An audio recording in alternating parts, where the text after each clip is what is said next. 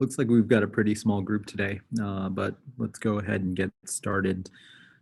So first on the agenda, I am proposing canceling the meeting for next week, May 2nd, due to KubeCon. I know a number of members from this group are going to be attending. Is there any objection to that?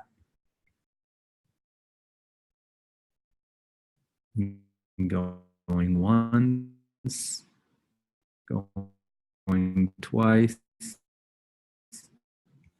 All right, consider it canceled. And then we'll move on. Today we've got a couple of items from Hemant. First up, he has a discussion on CSI drivers to specify maximum number of volumes. Take it away, Hemant. Yes, so I just want to start from where we left last week, and that was like, all right, so I think there was one thing that was clear was the naming is, I agree, we can change the name to be what we agree in in the PR, but the second agenda that was left was like, do we need like a list of volumes attached to the node as a RPC call right now for this feature to go in? And that's where we were kind of stuck and having a discussion. And there was Brad. I don't know if Brad is there in this call today. Brad, are you there? Yep, I'm here. Yeah, Brad brought a point that like we might not need this in CSI if this is something admin configurable. So yeah, so that's where we are at. I strongly believe that we need this in CSI because without sane defaults, it's very hard to get good user experience, and adaptation of CSI will be like doubtful and will be problematic.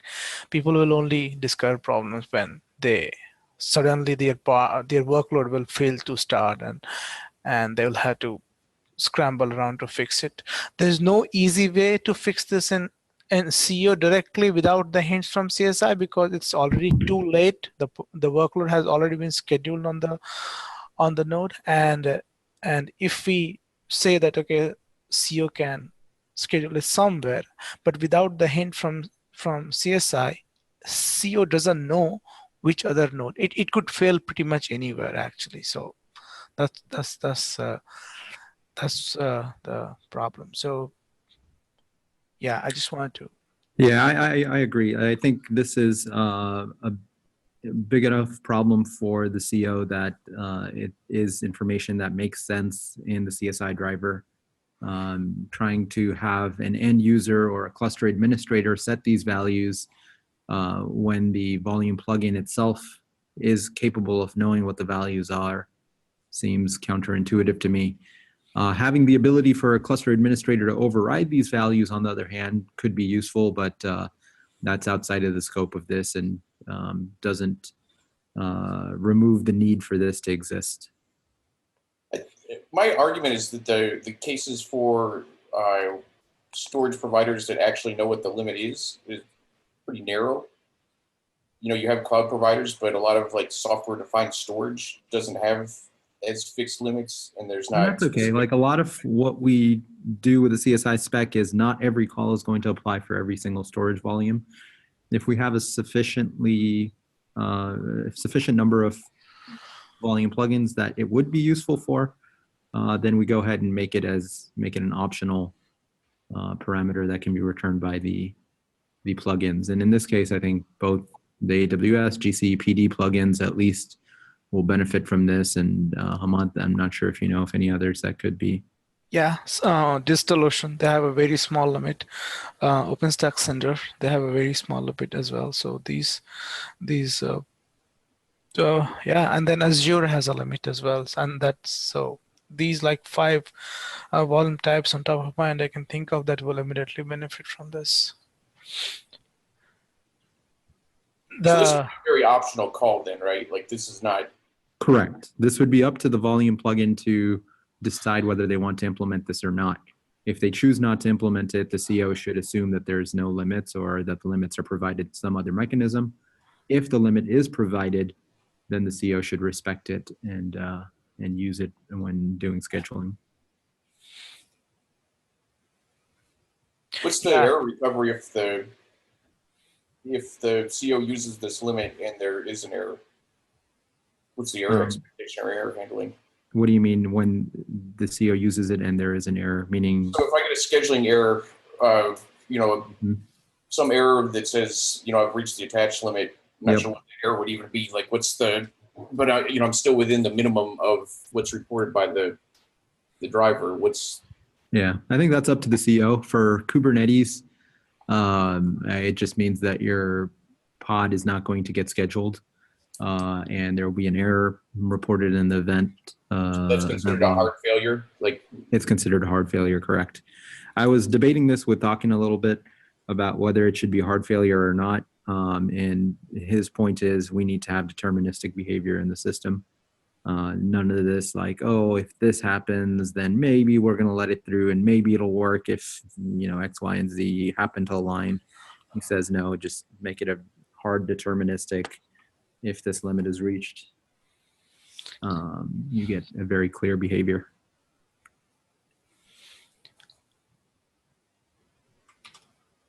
All right. So I think, do we agree that we have a consensus on that we need this in the CSI spec? Does anybody object? Going I've once. noted the concerns. I'd like to, you know, I'd like to keep the concerns noted so it's well documented. Yeah, I'll document those in the notes for the agenda doc. And yeah. Or in the spec probably too, right? Like, sure. Yeah. Error recovery is handled. Okay. Besides that, I'll withdraw my rejection. I will add the concerns in the spec.md when I update the proposal. I haven't updated the proposal since last discussion, so I need to do that. I realize I need to do that then. All right. So the next item before in the same thing before we take up the whether we need the listing or not is like we discussed like adding a new API node info, right? Sorry, and it slipped my mind. I should have brought this before. I did not yet make the change because we did not finalize on it. So Saad, can you just explain that more and what you were... So I guess the root of this question was what method should this information be returned from? I believe as it was, I haven't taken a look at it this week, but as the PR existed last week, it was part of the node capability call. Yes. And I think there was some question about whether that made sense or not. Capabilities and attributes are two very different things. Capabilities advertise what the volume plugin is capable of, but not necessarily attributes of the storage system itself. We do have a call that exists that allows us to expose attributes, but it is a very specific call at the moment. It's node get name. And the purpose of that call is to give you the name of the node as the storage system understands it. We're planning on overriding that or expanding that call to also allow us to have labels for topology exposed in that call. But I think what I'm beginning to realize is that there are a set of attributes, storage attributes that the controller or the node may want to expose. And instead of trying to jam them into one of the existing methods, perhaps we should introduce a new method and consolidate on that. So the proposal in the last call was maybe introduce a get node info or node get info that would provide a node specific information, including the name of the node, any topology labels, as well as information like this, which is the maximum number of volumes that can be attached to a given node. It sounded like the big concern there was around backwards compatibility. And backwards compatibility could be handled by introducing this as a new call, but not deprecating the old get node name call, maintaining them in parallel, and then before 1.0, deprecating the old one once everyone switched over to the new one. Yeah, so I think if there's, yeah, I can update the spec to use rather than using the node capability call. I'll update the spec if like there's a consensus. We'll have this question to introduce a new node GetInfo, and it will have node get node info response, and that will have that field. So I think that will I'm fine with that, and it will also include the node ID and it will node get ID call could be deprecated in future. So, all right, that sounds good. So if we have a consensus on that, then I will update the proposal with that node info. Could we make the get node info return static information only, meaning that it can never change on a specific node? Right, that's a good question. I think that was the other one of the other open questions from the previous call, which was mutable and immutable information, or static or dynamic information being returned by the storage plugin. I think starting with the this new call that we're talking about, get node info, if we could make it static initially and just say that, that would be a good place to start. But there is potentially a need for dynamic or temporal information. And I'm not sure if we should introduce a new call to handle that kind of information or not. Some examples of this kind of information raised in the last call were things like the next free device name to use for a node, something that the Amazon EBS driver requires.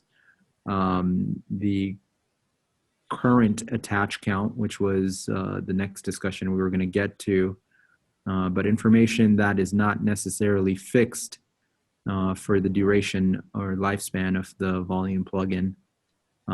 It sounds like we should either have two separate fields inside this response or have a completely different method to handle temporal data. Any thoughts on that? I think that I would like to handle this in a separate API call, like separate RPC call, like, and we can differentiate the those two by like documenting that one returns the invariant information about the node, the other returns like temporal data, and this will be useful hint for the CO to like in case it wants to fetch this data again and again, and that will.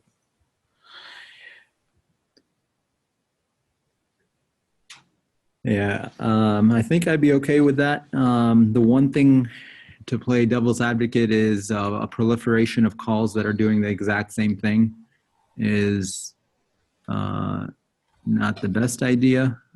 If we have something that's going to be just returning attributes, maybe we should have one call and have two subsections of that response, one for temporal data, one for static data. But no strong opinions on that.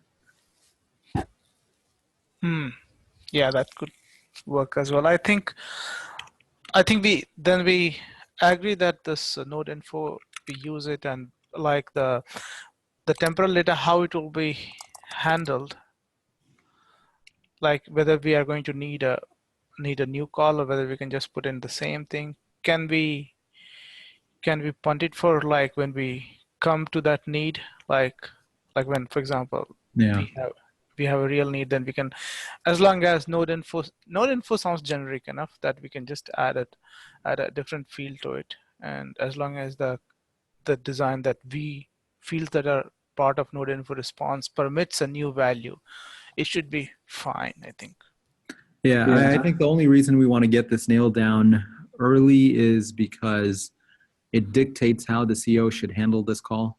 If it is intended to be static data that's unchanging, then the CO, the life cycle of this call is basically the CO just needs to make sure it calls it once and that's it. If there is information in here that's mutable, then we need to establish what the pattern is that the CO should call this, and how frequently, that kind of thing. We might be able to get away with just saying that it's immutable and static for the initial version, and then we could do a revision on it and say, actually, no, we changed our mind. We're adding subfields that are dynamic, and here's how you should handle them. Or we could just introduce a new RPC call for those.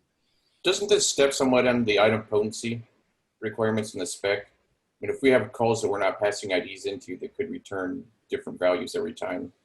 The item potency requirements are generally for things that actually mutate the state of on the storage system side. In this case, essentially, you can think of it as a read-only call where these calls don't actually mutate any state on the storage side. It's just getting information. So as far as item potency is concerned, it doesn't really matter.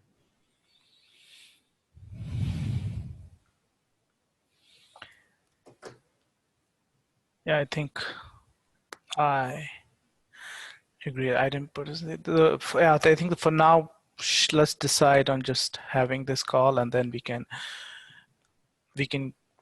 and then let's, if we finalize this and how, when we need the mutable data from it or a new call, we'll just come to that conclusion later. So that it's easier to move forward with this current problem that we have rather than getting stuck. So, I mean, yeah.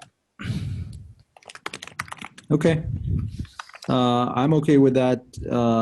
Is everybody else okay with it? So the proposal here is, yes, let's move forward with a node GetInfo call as we defined earlier, and punt on the dynamic temporal data portion of this. Initially, we're going to say that it is immutable and static. And then if we decide that there is a need for dynamic temporal data, we will find a home for it, whether it would be modifying this call or introducing a new call. Sounds good. Sounds good.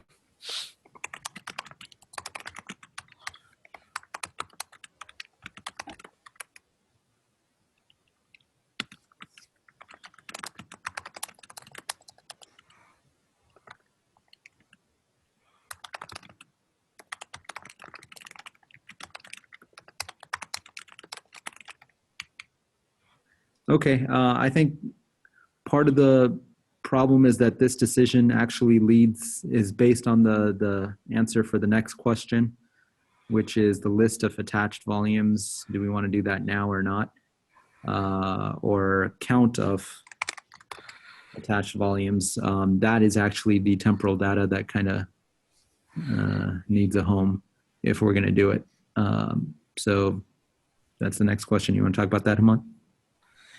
Yeah, so the problem with the list of attached volumes, even if we had to like add it to the node, there's one problem is that it's the CO's like the controller element that requires that information, not necessarily the node itself. Although like the CO can query it and set it into the node, and then it can be picked by the controller part of it. But so that's how this information like flows back to, like, for example, CO's scheduler, like potentially that is up to CO's implementation. But this call, that's why I'm hesitant to add this now, because it's possible that we need it in like directly in the controller rather than the node, the list of attached volumes. For example, for cloud providers like EBS, GC, it's possible to return this information just by querying the cloud provider and returning whatever exists at this point in time, like whenever the query is made. It is possible that there are attachments in flight when this API, when this RPC was made, like list of attached volumes, and then the response will not include in-flight attach requests, and that should be fine. There's nothing we can do about it. So the problem is that there's just these variables that exist in the design of the list of attached volume that I feel that we should tackle this problem when there's a concrete need for it, and like when there's like, okay, when the design dictates when driven by a requirement, like, okay, we need this. But right now, I don't feel very strongly about it.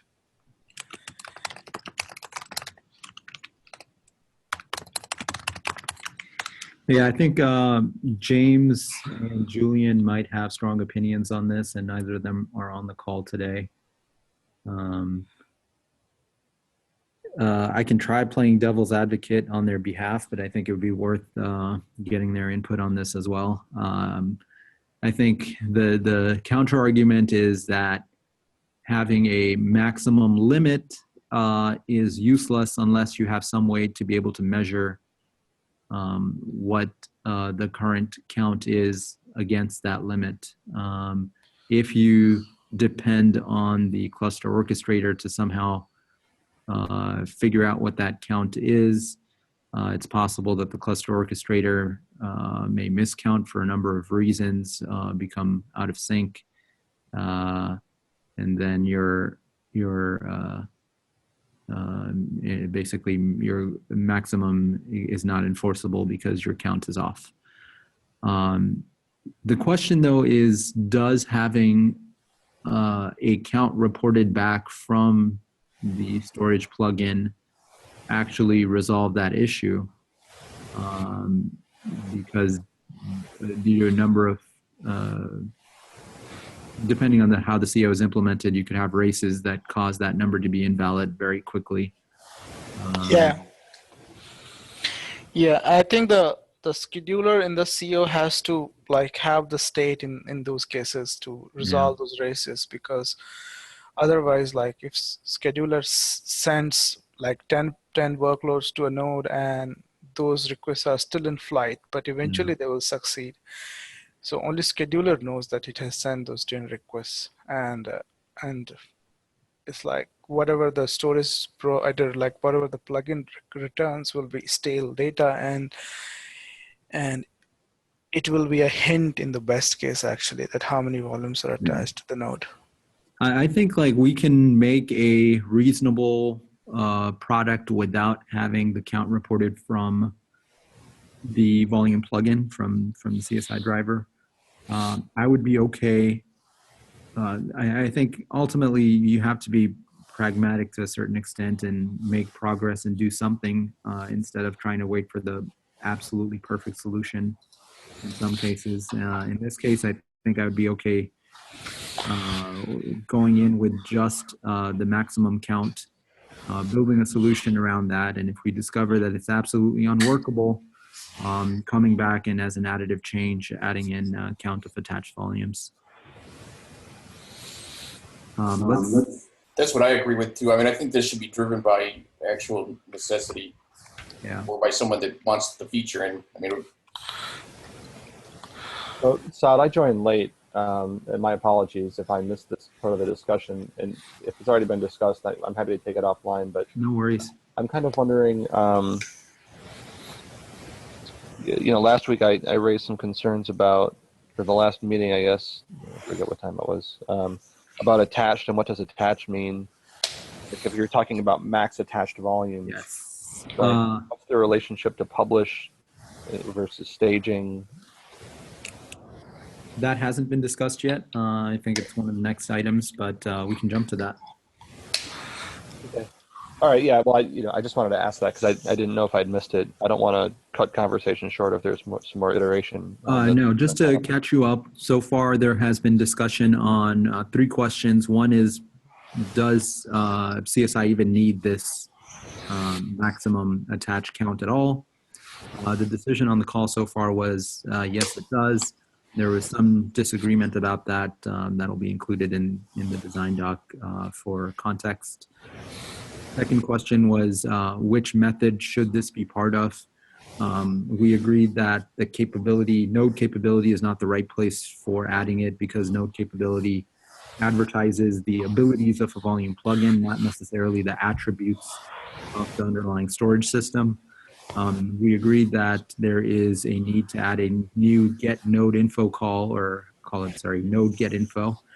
The purpose of this call would be to return static information, immutable information about the storage system, things like node name, any topology labels that apply to it, in this case, the maximum count. Then there was a question about mutable dynamic temporal data. There is going to be eventually a need for these kinds of things. For example, figuring out what the next AWS device name should be, or if we have a count of current attached volumes, things that change over time, where do we put that? We decided on this call to punt that to the future.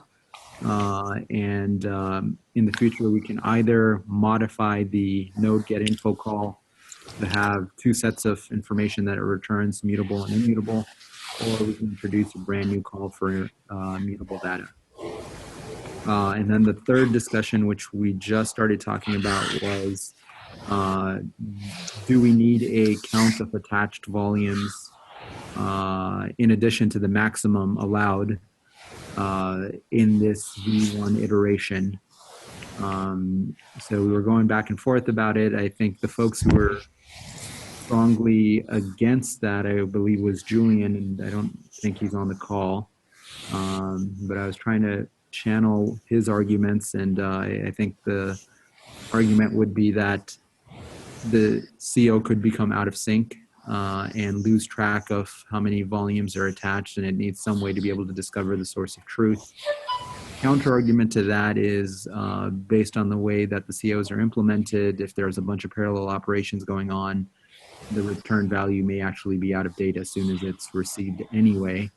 And so leaving that as a exercise for the CO to figure out is a sufficient first step.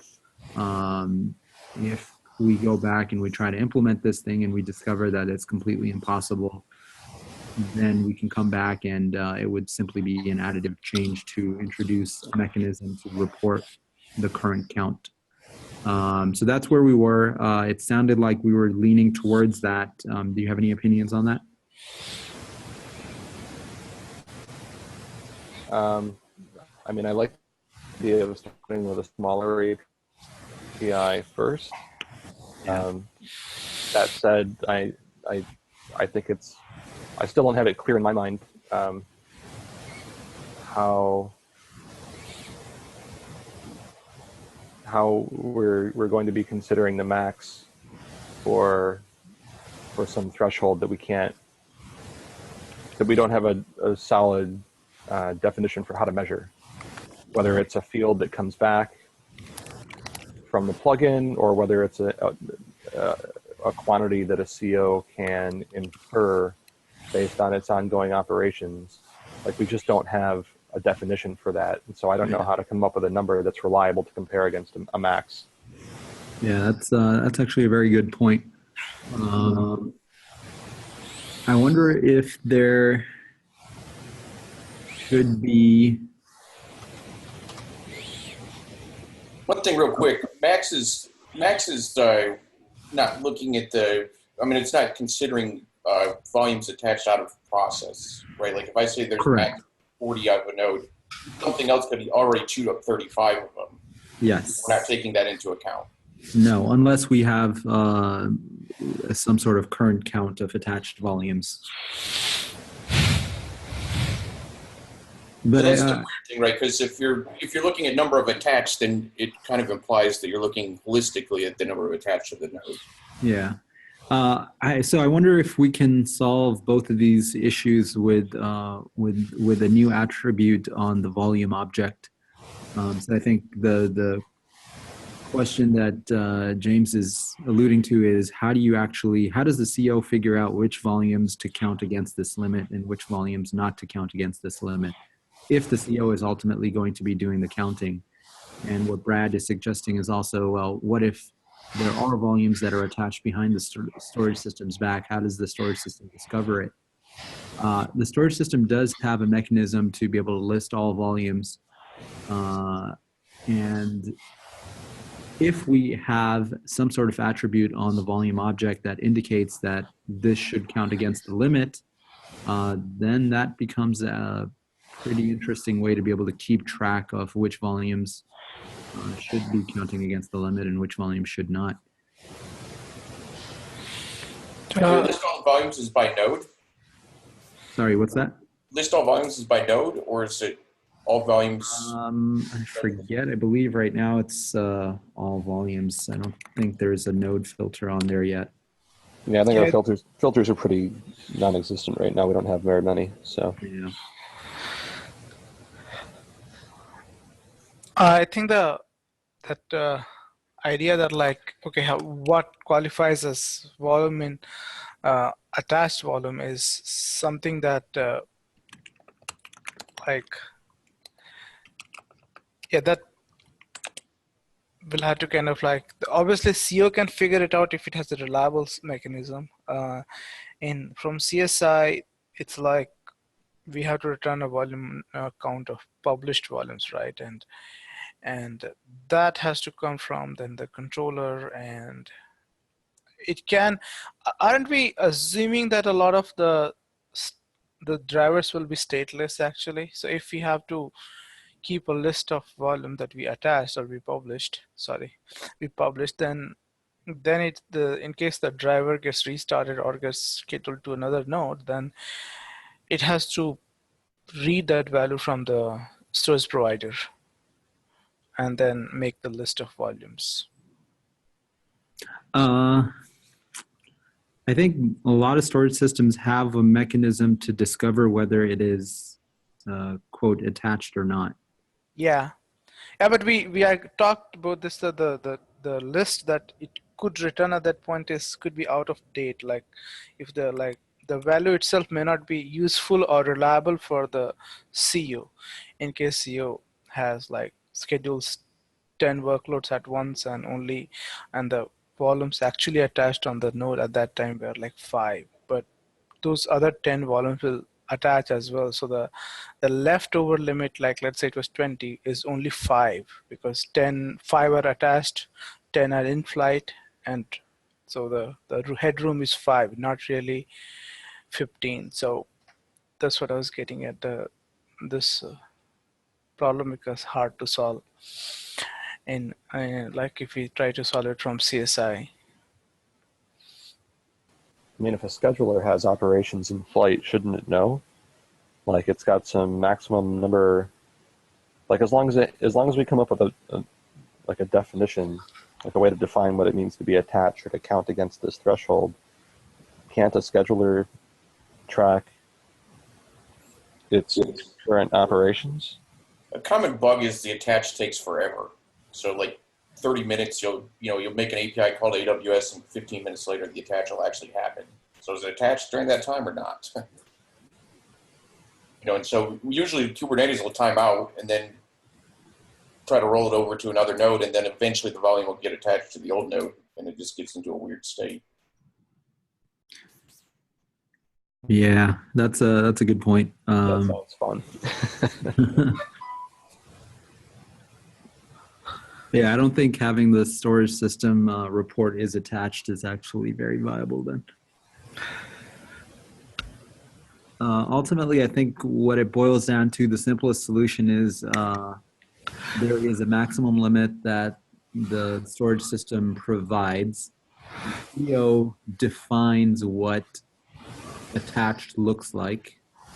And once that set of operations is completed, they can decide it as purely just ControllerPublish or ControllerPublish and stage device, or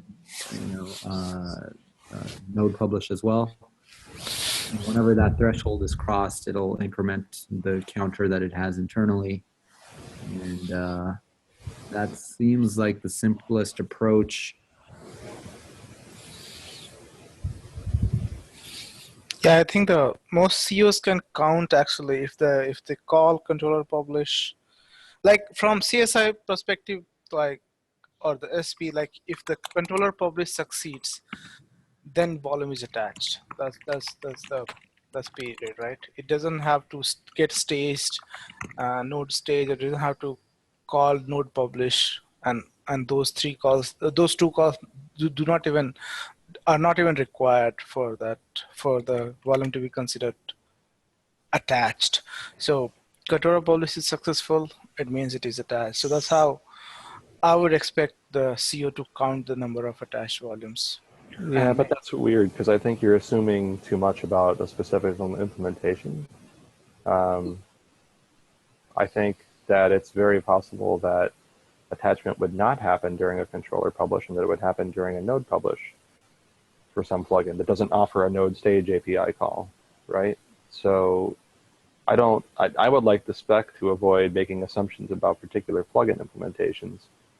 I think a question that I have for Saad is, if COs, if we leave it up to the COs to decide what it means to be attached with respect to this maximum threshold, does that put the spec in a position of somehow allowing plugins to be written that are incompatible across COs? Yeah, you're right. That is absolutely true. I think we're trying to skirt around the issue of how you define a attach. If we let the CO define it, the CO might pick something that is inaccurate for a given plugin. If we dictate it in the spec and say it must be ControllerPublish, for example, that could leave out a set of volume plugins that would do the attach operation in, for example, node stage. So we either need to give the storage system some way to be able to signal that attachment is complete, and so that the CO can go ahead and increment its count, or we dictate in the spec that the completion of a specific operation must indicate that attachment is completed.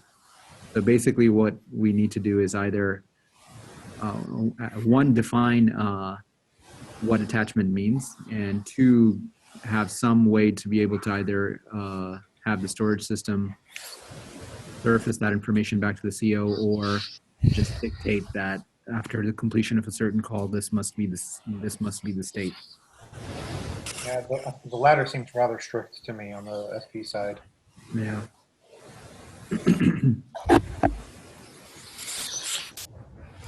So I think I could get behind the idea of returning some kind of attachment status in a response for each of the API calls that could possibly result in an attached volume. And then, with the caveat that, as soon as that level changes from attached to unattached, that the CO has to recognize that, and that it's the symmetrical operation that's going to be responsible for the unattached, right? Mm-hmm. Right. Can I make a suggestion? Sure. So how about like if there is a node like attached limit, then it is enforced that the plugin needs to implement the ControllerPublish.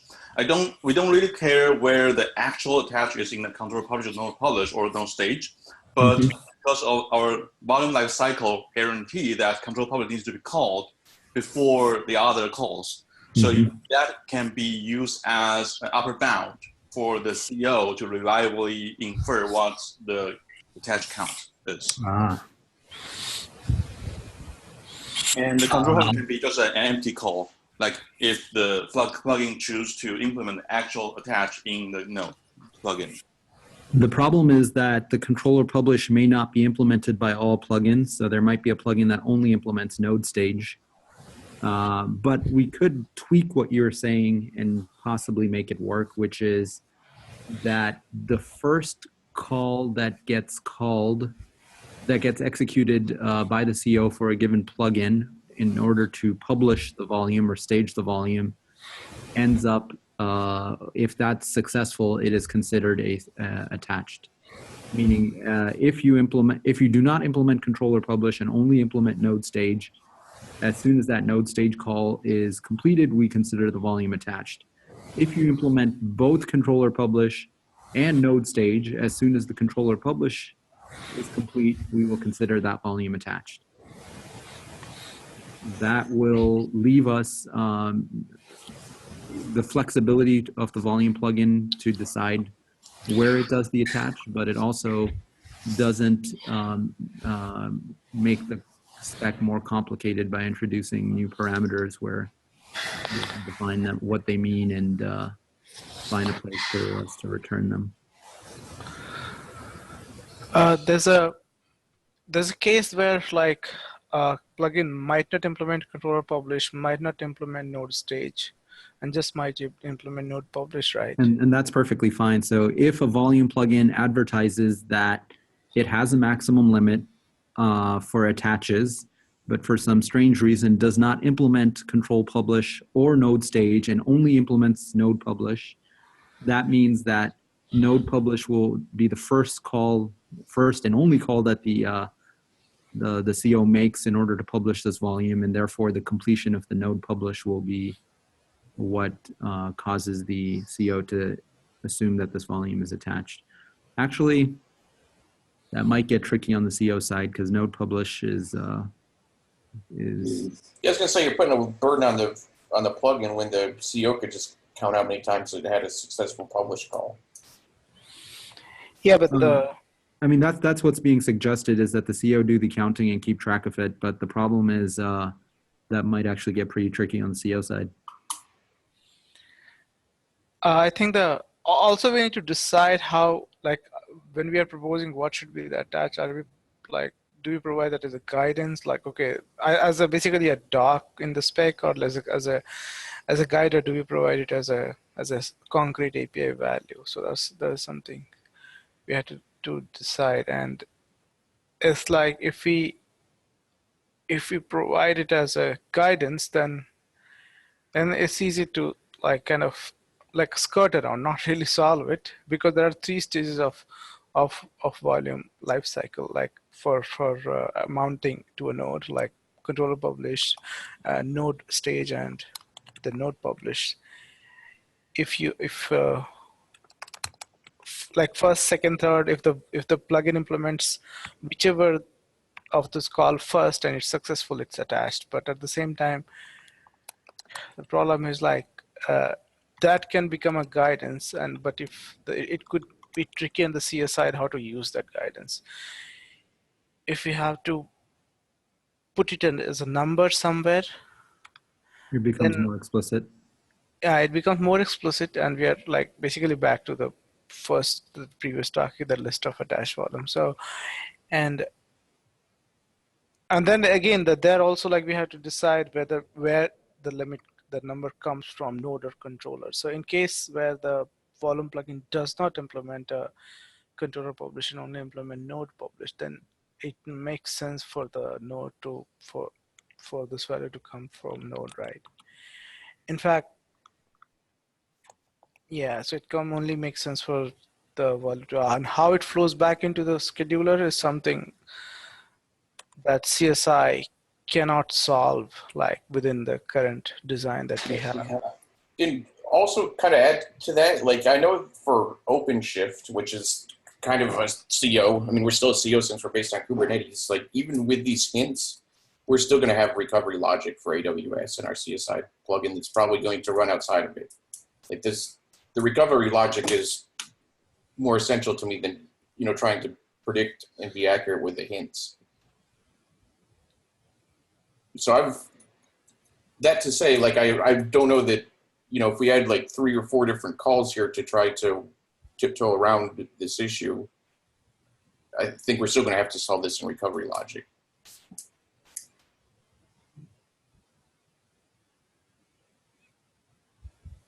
Yeah, I don't think there's an easy answer for this one. Okay, so I have a question for here in the SIG, for the CSI group, like, is this problem, like how this information flows from node, like it seems to me like the easiest place to add this information, if you have to add it, is the node, right? Because ultimately, whether ControllerPublish is implemented, node stage is implemented or not, but the node, like the node publish or the volume has to be used on the node. So the node publish, I think, is a required call. Right. Yeah. Yes. So node publish is the required call, and that could become like it'll be again like it will not be 100% correct information because we have the chances of requests being in flight. Yeah. So the problem is, like, imagine a failure scenario where both ControllerPublish and NodePublish are implemented. ControllerPublish is succeeding, but NodePublish is failing. So technically, as far as that particular volume plugin is concerned, the volume has been attached, it just isn't mounting. Right. And so now if you depend on the NodePublish call to complete, you're going to have an inaccurate count of what is and is not attached. That's why I like the idea of having the first call that completes between the publish and stage calls be an indicator that the volume is attached. But the reason I hesitate on that is it's easy on the plugin side to do this because they don't have to implement anything new. They just implement their behavior as is. They just need to be aware that the first call that completes will indicate attachment. But on the CO side, this could become problematic because the components that issue ControllerPublish, node stage, and NodePublish are not necessarily the same components, and having communication between these three components on the CO side will become challenging. And especially, like, I'm thinking Kubernetes, ultimately this information is required by the scheduler, and really the only way that we have to be able to consider a volume attached today is the completion of the ControllerPublish call, not the node stage or NodePublish calls. So that'll require larger changes on the CO side to incorporate. Maybe to simplify things, can we just not consider NodePublish volume a candidate for that attachment? would help a lot, and seems pretty reasonable to me. Because I think that NodePublish volume, I'm just going through the spec right now.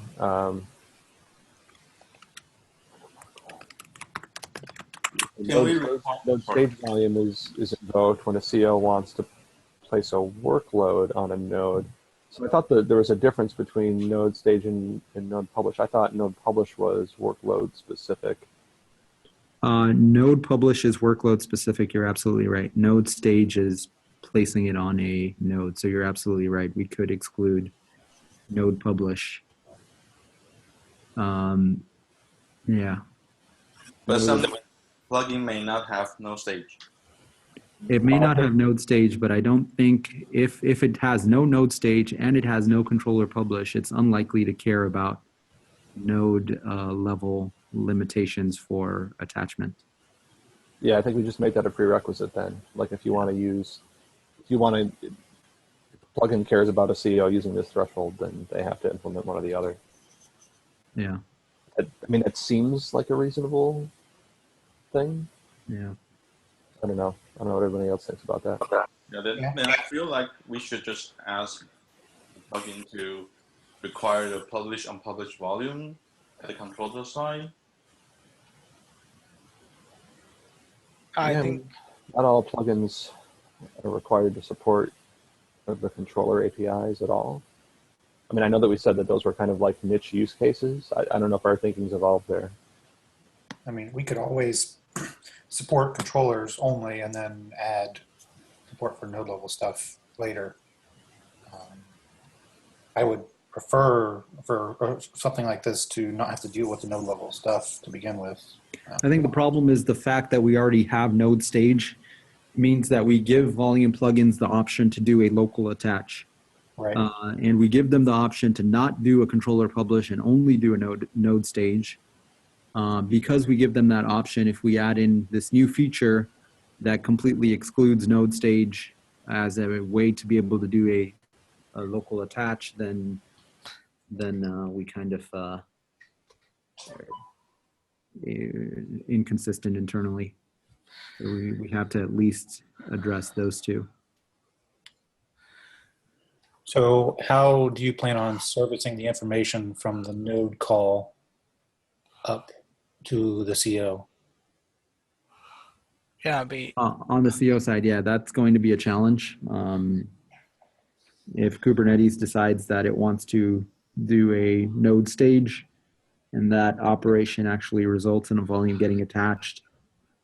Surfacing that back up to the scheduler will be a challenge, but I think it's something that we should probably do anyway, because I think there are other challenges, like if you have iSCSI volumes that are read-write only, read-write once, we want to ensure that those volumes are not attached elsewhere. That kind of information needs to be propagated back up to the scheduler as well. So we have a need to be able to propagate this local attach information around. We don't have a mechanism to do that yet, but in Kubernetes, all CSI volumes are basically attachable type. Like we implement ControllerPublish by default.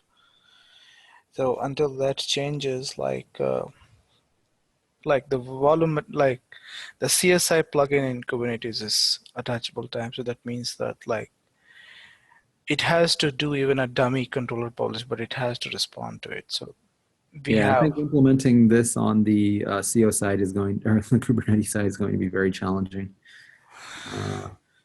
But it does seem like the cleanest approach from the CSI side.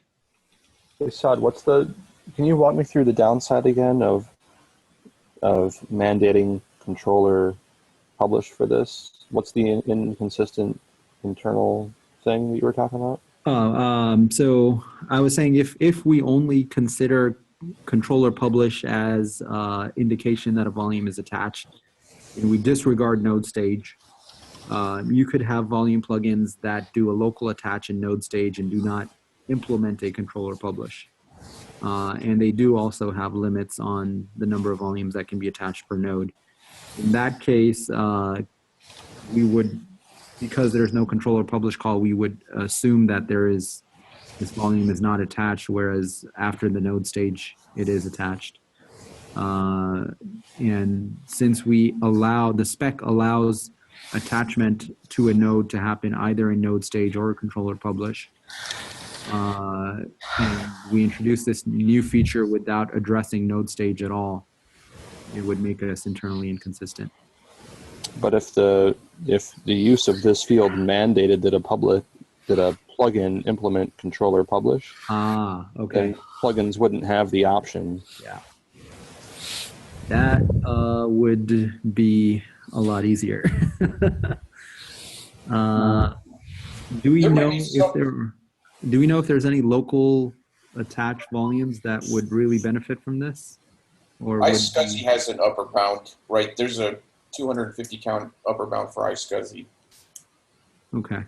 And I don't know that you could discover what's attached to a host from the controller for iSCSI.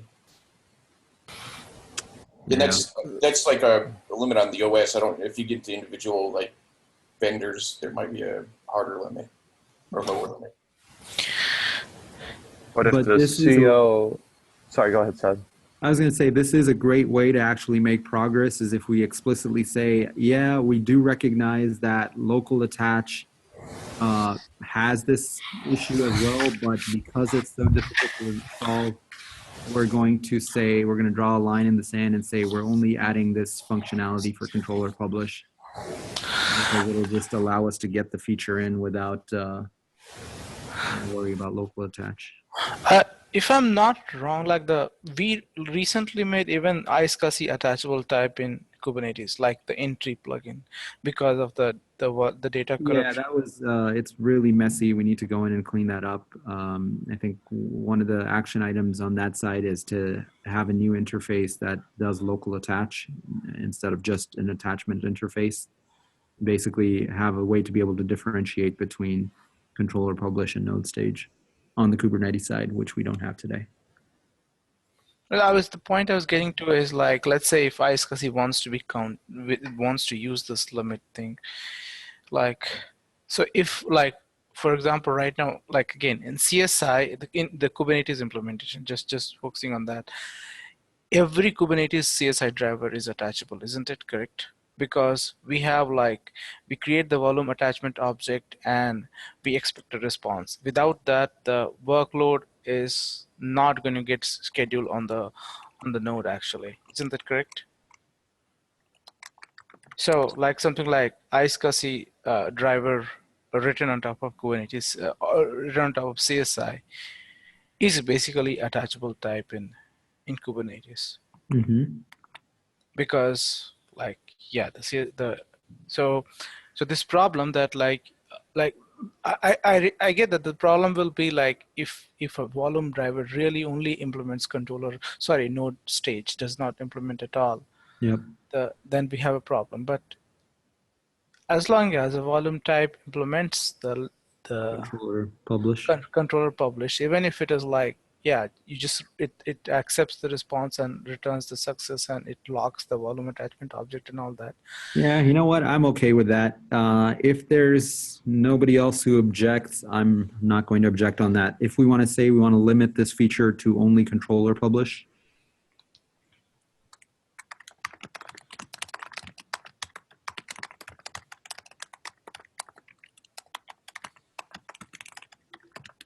Going once.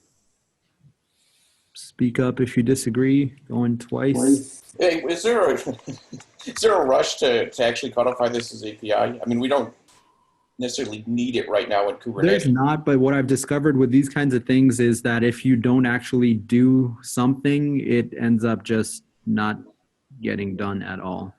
So we should try and start somewhere and try to build a workable solution somewhere. You know, start with something and then build on top of it rather than keep getting blocked. What I hate to see those, if we make a decision now and then it takes us 6 months to circle it back and actually use in Kubernetes. Absolutely. All of this. How about we make the call here and then Hemant circles back and looks at the actual implementation side of this and sees if it's feasible. And maybe G and James can do the same for Mesos and maybe Call this like a semi-10 implementations and then let final comments on it or something. Yeah. Okay, I'll look into this from Kubernetes perspective, and I think it's workable in Kubernetes. I mean, I can say that. And on the other COs, I don't know for sure. So Kubernetes, like ControllerPublish as indication of attachment works.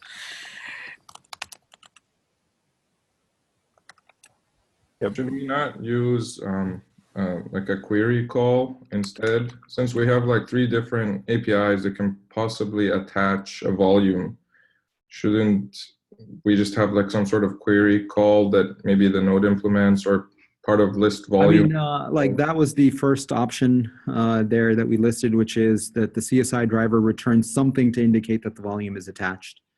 That's the other option. The reason we're shying away from that is that it will complicate the spec and pollute it with a bunch of attached variable attributes, which don't necessarily apply to a lot of volume plugins, and doing so cleanly will be messy. So I guess what we're optimizing for is minimizing the changes to the CSI spec. I'm not sure whether that is the right thing to optimize, but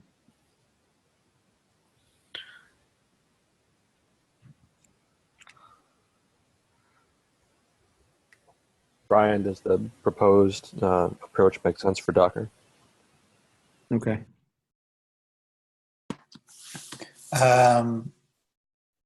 Sorry, so we're only going to do controller. I think I missed the last 45 seconds there. Is that the basic gist? Yeah, proposal is let's go with controller publish only. The COs can go back and take a look at their side of things and see if that's workable. And if that's workable, reply on the PR and we can move forward there. Yeah, okay. And for count of attached volumes, let's say not now, can consider in future.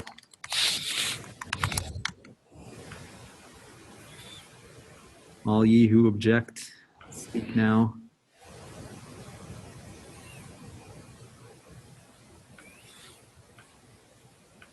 Okay, let's say these are the decisions that we've made in this call. Hemant can go ahead and update the PR, and then the COs can circle back with their implementations, make sure it makes sense, and then we'll go from there. Cool. All right, thanks everyone. Thank you. Good. Thanks.